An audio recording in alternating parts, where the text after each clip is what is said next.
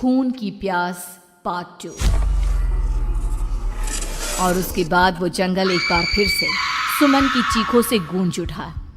लेकिन आज की रात सुमन की चीखों को सुनने वाला वहां पर कोई भी नहीं था।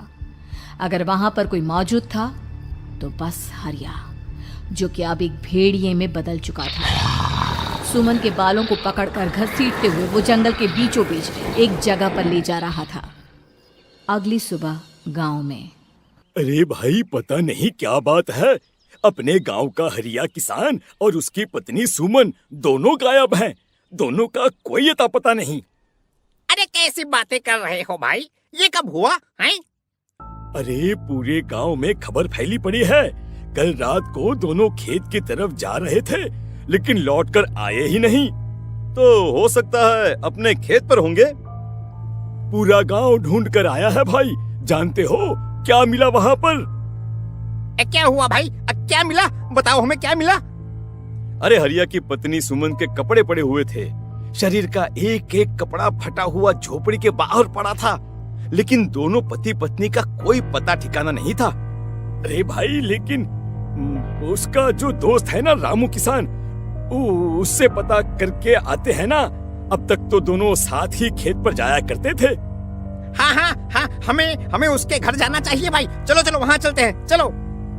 वो सारे लोग रामू के घर पर पहुंचते हैं। रामू अपने घर के बाहर बैठकर हुक्का पी रहा था। आज सारे के सारे लोग टोली बनाकर मेरे घर क्यों आ रहे हैं? क्या कोई मर गया क्या भाई? अरे कैसी बातें कर रहे हो? तुम्हारा सबसे अच्छा दोस्त हरिया और उसकी पत्नी गायब है और तुम यहाँ बैठकर हुक्का पिए जा रहे हो हैं? रामू ने अजीब सी नजरों से उन सब गांव वालों की तरफ देखा, जिसकी वजह से वो लोग एक बार के लिए डर गए। गायब है? अरे गायब नहीं है, मुक्ति मिल गई है। उन दोनों को मुक्ति मिली है। इस दुनिया में आकर हर इंसान पाप करता है और उसे उसके पापों के लिए मुक्ति मिलना बहुत जरूरी है। अरे ये कैसी बहकी बहकी बातें कर रहे हो भाई, हैं? और इसका चेहरा अजीब सा क्यों लग रहा है? लगता है दोस्त के मरने का गम बैठ गया है। पागल हो गया है शायद ये पागल। ये बात सुनते ही रामू चीख कर जोर से चिल्लाते हुए कहता है, पागल मैं नहीं हूँ, पागल तुम सब हो। और ये शैतानी जंगल अब तुम में से किसी को नहीं छोड़ने वाला, सबको खा जाएगा। याद रखना मेरी बात। शैतानी जंगल? कैसा शैतानी जंगल? लगता है रामू पागल हो चुका है। हमें यहाँ से चलना चाहिए भाई। चलो चलो चलो। तभी रामू की पत्नी बाहर आती है। नहीं, आप लोग इनकी बात का बुरा मत मानिए। 2 दिन पहले हरिया के साथ खेत पर गए थे। जब से वहाँ से आए हैं तब से ऐसी ही बातें कर रहे हैं। भगवान जाने ऐसा क्या देख लिया उन्होंने, खेत में कुछ भी बड़बड़ाते रहते हैं। लेकिन गांव के लोगों ने कमला की कोई बात नहीं सुनी और वो सब वहां से चले गए। रात अब धीरे धीरे ढलने लगी थी। तभी अचानक किसी ने धीमी सी आवाज में रामू को पुकारा। रामू, आ जाओ, मैं तुम्हारा इंतजार कर रहा हूँ। और सुनो, अपनी पत्नी को साथ लेकर आना, नहीं तो काम अधूरा रह जाएगा। ये आवाज सुनते ही रामू के चेहरे पर शैतानी मुस्कुराहट आ जाती है। वो धीमे कदमों से अपने घर के अंदर आता है। क्या हुआ? तबीयत ठीक है ना अब आपकी? मैं तुझे अपने साथ खेत पर ले जाने आया हूँ, चल। मैं तुम्हारे साथ कहीं नहीं जाने वाली। मुन्ना गहरी नींद में सो रहा है और उसे अकेला छोड़कर मैं तुम्हारे साथ खेत पर नहीं आ सकती। वैसे भी तुम्हारे उन खेतों में भगवान जाने कौन सा राक्षस घूम रहा है, मुझे तो डर लगता है। रामू गुस्से में दांत पीसता अपनी झोपड़ी से बाहर आ जाता है और कमला गहरी नींद में अपने बच्चे के साथ सो जाती है। तभी अचानक रात को रामू की झोपड़ी के ऊपर एक साया वही गाना गुनगुनाते हुए घूमने लगता है जो हरिया के मोबाइल में बजा करता था। मैं मौत हूँ, मौत हूँ, मौत जो बसरी है चारों ओर, जो आएगी कहीं से भी निगल जाएगी सबको। मैं मौत हूँ, मौत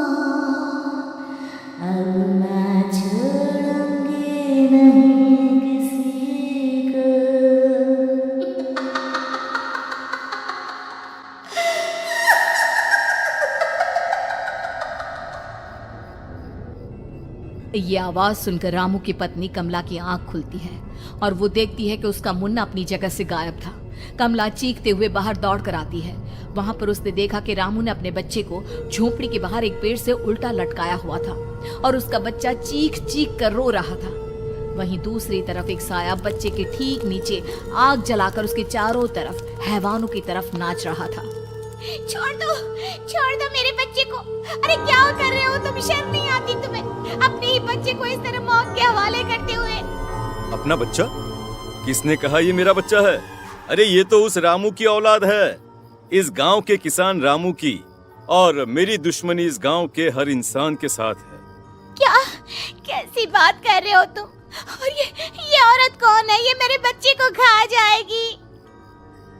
तभी अचानक से उस साया ने एक बेहद खतरनाक दिखने वाली औरत का रूप ले लिया और उसकी आंखों से आग निकल रही थी। सही पहचाना तूने, मैं तेरे बच्चे को खा जाऊंगी।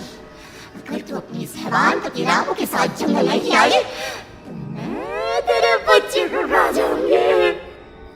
लेकिन क्यों? आखिर क्या चाहती हो तुम मुझसे? मुझे जंगल क्यों ले जाना चाहती हो? औरत बुरी तरह से ठहाके मार मार कर जोर जोर से हंसने लगी और साथ में रामू भी। ये तो तुझे वहाँ चलने के बाद ही पता चलेगा ना। अगर तू नहीं आई तो थोड़ी देर में तेरा ये बच्चा आग में जलकर मर जाएगा। चल जल्दी। नहीं मेरे बच्चे को छोड़ दो। तुम जहाँ कहोगे मैं तुम्हारे साथ चलने के लिए तैयार हूँ। और उसके बाद उस बच्चे को झोपड़ी में लिटाकर आगे आगे वो साया चल रहा था और उसके पीछे पीछे रामू अपनी पत्नी के बाल पकड़कर उसे घसीटते हुए जंगल की तरफ ले गया। जंगल में जाने के बाद, कितनी खूबसूरत हो तुम। आज की रात बस तुम और मैं एक दूसरे के साथ रहेंगे। मुझे तुमसे बहुत डर लग रहा है। तुम्हें क्या हो गया है? तुम तो बिल्कुल ठीक थे। वो होगा जो हमारे बीच होना चाहिए। तो आओ अपने आप को मेरे हवाले कर दो। कमला ने डर की वजह से अपनी दोनों आंखें कसकर बंद कर ली थी। रामू ने बुरी तरह से चीख कर कमला से कहा, आंखें खोलो अपनी और मेरी तरफ देखो। कमला ने जैसे ही अपनी आंखें खोली उसने देखा कि रामू एक खतरनाक खूनी हैवान में बदल चुका था। कौन हो तुम? जाने दो मुझे। क्या चाहते हो मुझसे? वही जो एक आदमी एक औरत से चाहता है। मैं तुम्हारा पति रामू नहीं बल्कि इस जंगल का एक भेड़िया हूँ, और आज की रात तुम्हारे खून से अपनी प्यास बुझा जाऊं। और उसके बाद वो जंगल कमला की दर्दनाक चीखों से गूंज उठा। अगली सुबह कमला के कपड़े भी जंगल में उसी तरह पाए गए जैसे कि सुमन के पाए गए थे। इस घटना के बाद पूरे गांव में दहशत का माहौल था। अपने माँ बाप की मौत और गांव में हो रहे इस तरह की घटनाओं की खबर सुनकर किशन शहर से गांव लौट आया था। अपने माँ बाप की बेदर्द मौत की वजह से वो बहुत परेशान था। तभी अचानक उसे अपने घर में खाट के नीचे पड़ा हुआ वो मोबाइल फोन मिला जो उसने अपने पापा हरिया को गिफ्ट किया था। अरे कितने प्यार से पापा के लिए मोबाइल फोन लेकर आया था। इसे एक दिन भी काम में नहीं ले पाए। और आखिर कौन है जो गांव में इस तरह की हत्याएं कर रहा है? क्या है इन सब के पीछे? क्या है? मुझे पता करना ही होगा, वरना एक दिन पूरा का पूरा गांव खाली हो जाएगा। इस गांव में एक भी जिंदा इंसान नहीं बचेगा। गांव के लोगों की मदद करने के इरादे से किशन अपने गांव से दूर एक दूसरे गांव में बहुत बड़े तांत्रिक के पास मिलने के लिए गया। तांत्रिक बाबा, अब आप ही कुछ उपाय बता सकते हैं। भगवान जाने हमारे गांव को किसकी नजर लग गई है। नजर नहीं लगी है, किसी ने तुम्हारे गांव को बद्दुआ दी है। किसी सताई हुई आत्मा का प्रकोप है और अब वो पूरे गांव में किसी को नहीं छोड़ेगी जब तक उसकी आत्मा को शांति नहीं मिल जाती। अरे लेकिन ऐसा कौन है बाबा? किसकी आत्मा है और कैसे मिलेगी उसे शांति?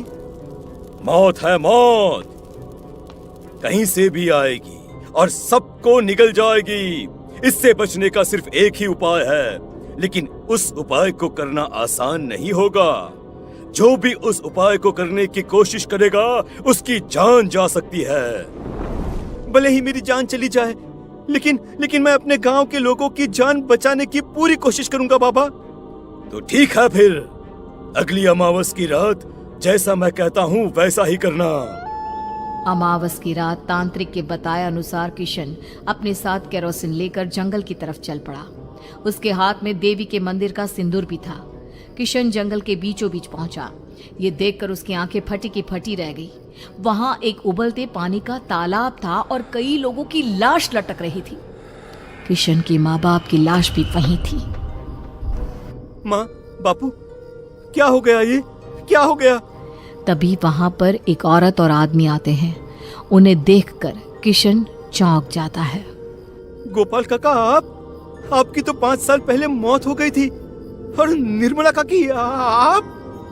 मौत तो हो गई थी, लेकिन तुम ये नहीं जानते कि हमारी मौत कैसे हुई थी। क्या कहना चाहते हैं आप? कुछ नहीं, बस ये जान लो कि अब इस गांव में कोई जिंदा नहीं बचेगा। लेकिन क्यों काकी? क्योंकि 5 साल पहले इन गांव वालों ने मुझे डायन बताकर पत्थर मार मार के मार डाला। मेरी कोई गलती नहीं थी। गांव का एक बच्चा क्या लापता हुआ, सारा इल्जाम मेरी पत्नी पे डाल दिया। और जब मैंने निर्मला की जान बचाने की कोशिश की तो मुझे भी मार डाला। आपके साथ ये बहुत गलत हुआ काकी, लेकिन आप जो कर रहे हैं वो भी सही नहीं है ना? तुम यहाँ से चले जाओ वरना तुम भी नहीं बचोगे। हमारी आत्मा पिछले 5 साल से मुक्ति के लिए भटक रही है। चले जाओ यहाँ से। मौका देखकर किशन सिंदूर उन दोनों के ऊपर डाल देता है। उनका शरीर जलने लगता है और वो भयानक तरीके से चिल्लाने लगते हैं। अगले ही पल किशन उनके ऊपर केरोसिन डाल देता है और वो दोनों जल जाते हैं। किशन अपने माँ बाप और दूसरी लाशों का अंतिम संस्कार करवाता है और अपने घर लौट आता है। लेकिन वो अभी भी इस बात से अनजान है कि मोबाइल अभी भी बज रहा था। मैं मौत हूँ।